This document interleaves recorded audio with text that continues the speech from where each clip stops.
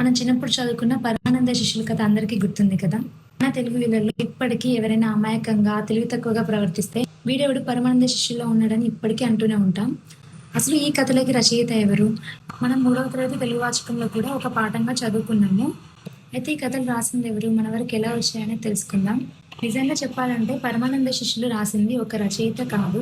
ఇవి జానపద వాంగ్మయం ద్వారా కొన్ని తరాల నుండి, కొన్ని శతాబ్దాల నుండి మన వరకు వచ్చాయి.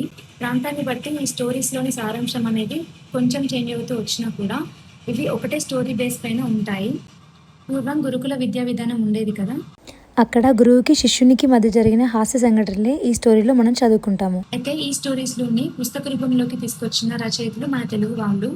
వాళ్ళ కృషి వల్ల ఇప్పటికీ మనము ఎంతో చక్కనైన హాస్యాన్ని మన పిల్లలకి మనం అందించగలుగుతాము. అందులో రేవెల్ల సూర్యనారాయణమూర్తి గారు, తాడంకి వెంకట లక్ష్మీ నరసింహారావు గారు, లక్ష్మీ గణపతి పబ్లికేషన్స్ వాళ్ళు యువమిత్ర అనే కథల సంకలనాన్ని ప్రచురించారు. అది ఇప్పటికీ మన అమెజాన్ బుక్ స్టోర్లో దొరుకుతుంది. ఎర్నగుల సుధాకర్ రావు గారు పాత కథలకి నూతన హాస్యాన్ని జోడించి మనకు అందించారు.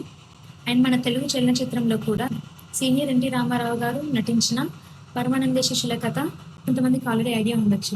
ఇప్పటికీ ఈ కథలపైన ఇంట్రెస్ట్ ఉన్న వాళ్ళు, దీన్ని పూర్తిగా చదువుకుందాం అనుకునే వాళ్ళు కామెంట్ చేయండి. దీని శిష్యుల కథ ఫుల్ స్టోరీ బుక్ని నా బయోలో ప్రొవైడ్ చేశాను.